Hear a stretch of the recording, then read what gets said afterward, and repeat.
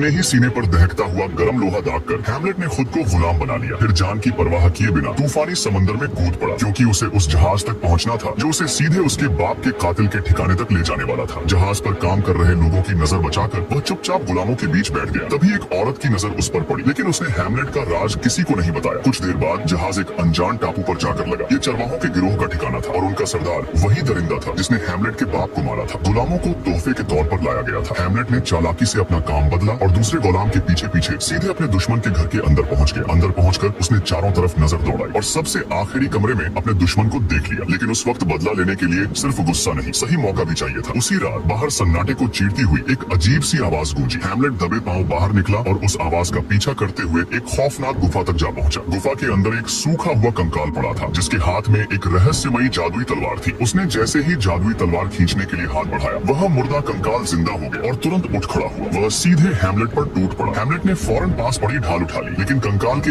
एक ही वार में ढाल के 2 टुकड़े हो गए। हैमलेट ने पुरानी तलवार से पलटवार किया, मगर टकराते ही तलवार भी टूट गई। अब हैमलेट पूरी तरह निहत्था था। वह पीछे हटने लगा। तभी कंकाल का पैर गुफा में पड़ रही चांदनी के सामने आया और अचानक वहीं रुक गया। वह रोशनी में जाने के बजाय किनारे किनारे घूमकर हैमलेट की तरफ बढ़ने लगा। हैमलेट तुरंत समझ गया ये शैतानी कंकाल चांदनी से डरता था, लेकिन इससे पहले कि वह कुछ कर पाता, कंकाल ने हमला किया और उसे जमीन पर पटक दिया। आखिरी वक्त पर हैमलेट ने पास पड़ा मटका उठाया और उसके चेहरे पर दे मारा। कंकाल लड़खड़ाया और हैमलेट ने मौका पाते ही लंबी मूठ वाली कुल्हाड़ी उठा ली। उसने दनादन कंकाल की ढाल पर कुल्हाड़ी बरसानी शुरू कर दी। आखिरकार ढाल टूट गई। अगले ही पल हैमलेट ने पूरी ताकत लगाई और कंकाल को सीधे चांदनी में धकेल दिया। चांदनी पड़ते ही कंकाल वहीं पत्थर की तरह जम गया। हैमलेट ने 1 सेकंड भी बर्बाद नहीं किया। वह झटके से उसके पीछे पहुंचा और आखिरी वार कर दिया। कंकाल हमेशा के लिए खत्म हो चुका था और उसके गिरते ही जादुई तलवार हैमलेट के हाथ में आ गई। अब हैमलेट की अगली मंजिल सिर्फ एक थी, अपने बाप के कातिल का